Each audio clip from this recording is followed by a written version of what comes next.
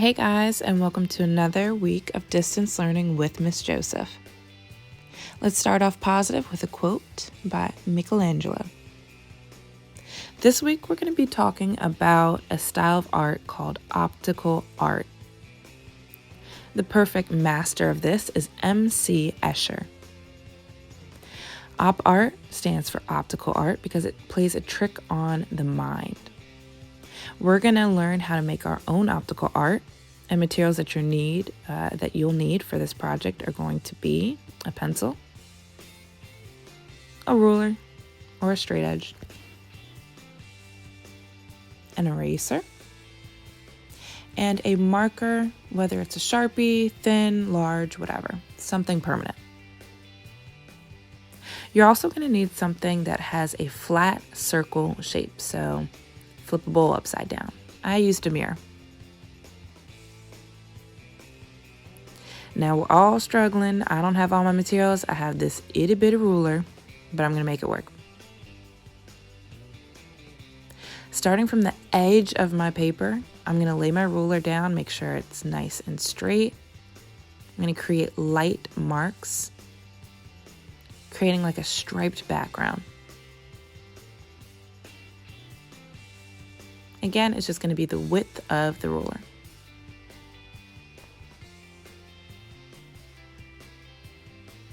Now, you'll notice that my ruler is going to be my size. Your ruler is going to be your size. If you have something that is larger, that's cool. If you have something that's thinner, that's cool too. I just need you to have at least 7 rows going on in the background. Now, as you can tell, the circle in the center is not going to have any of those stripes. Leave the inside of that circle blank, but keep the same distance in the background. Very unified, very uniform. Then turn your paper and you're going to create stripes going the opposite direction. Make it easier on yourself by using a notebook like the one I just held. I'm going to continue to use my ruler so it's easy for you guys to see. Now this background is going to become like a checkered background, but right now it's going to look like a grid. We know that if we're not careful and if we don't use a ruler, our grids can easily become warped, crooked, and just janky. So make sure that you're using a ruler or a straight edge and that you're taking your time. It'll pay off in the end.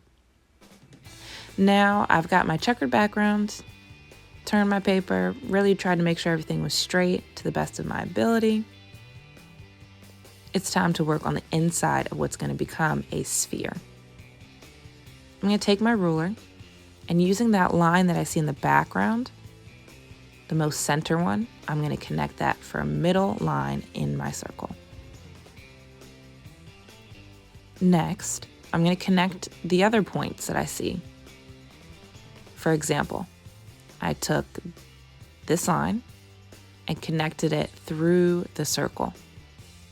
But it's not a straight line. It has a slight curve to it.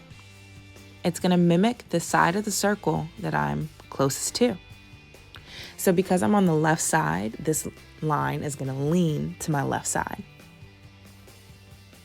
Again, even though this line is more towards the center of the circle, it's leaning to the left side. So that curve is going to lean to the left side.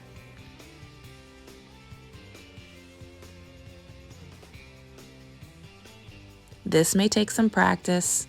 As you can see, I'm keeping my pencil marks very light.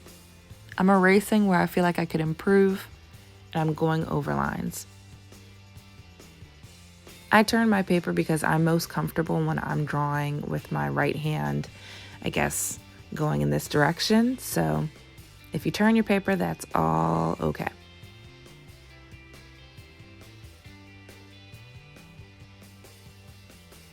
Again, taking your time with the foundation, with the sketch of it all, will take a lot of tedious work, but it's worth it in the end. All right. So I've got all my lines going vertically in my sphere right now. Neatening up lines, making sure they really line up, because if they don't, it will ruin the optical illusion. And then I'm going to turn the paper and treat it just like I did my background and create lines that go in the opposite direction. They're going to follow the same rules, keeping light, slightly curved lines that connect and look uniform.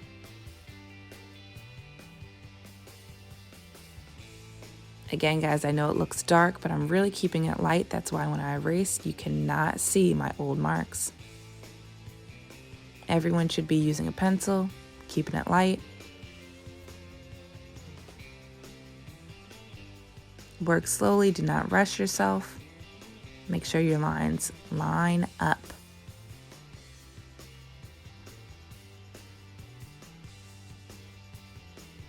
That's why I kind of go from left to right. I make sure that I'm counting down. This way I'm keeping order and I don't get too dizzy, because op art can also be very confusing for the artist.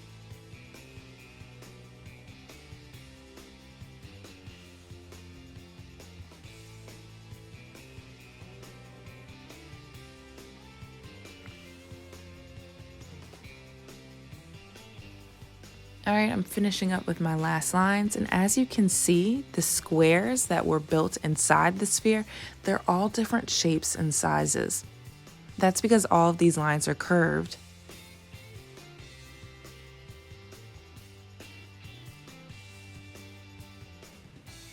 All right, so this is what it's going to look like before we add our color. But even before we add our color, we want to make sure that we're taking our time, that we're being organized. So we're going to add a little cheat code. Using our pencil still, we're going to mark off every other box. I'm using an X. You can use a check mark. You can use a dash, whatever is, natural to you.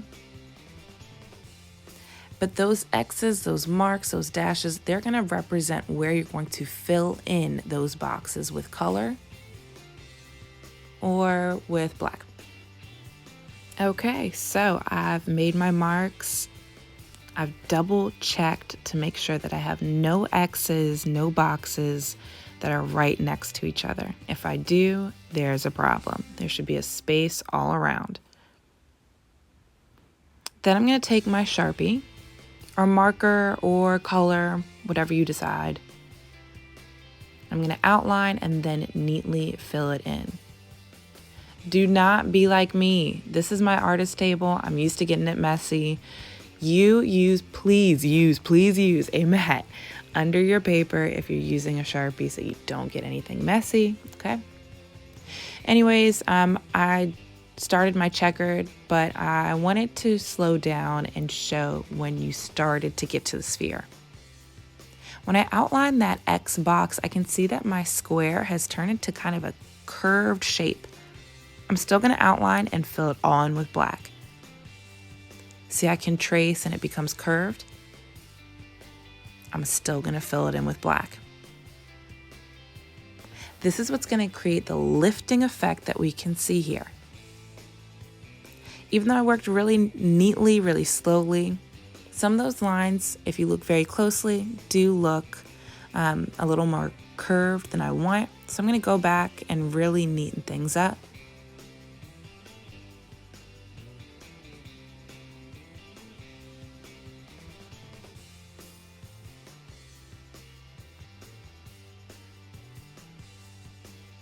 All right, I'm going to go back, and now that everything's dried, I'm going to use my eraser and go over any pencil marks just to really give it a clean, crisp touch.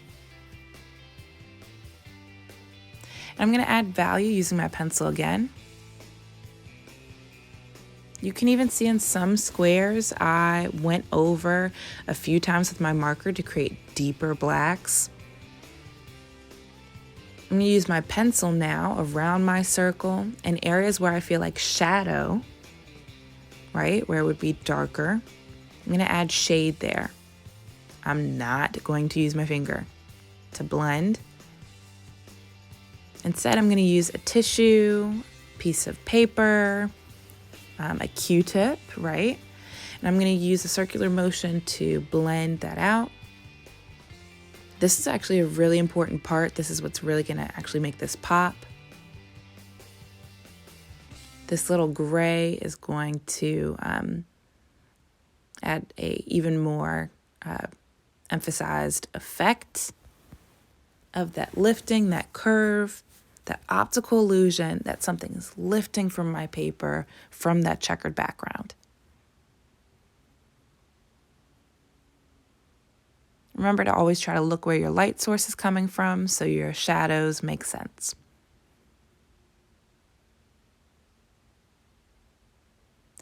All right, finished product. You guys try it out.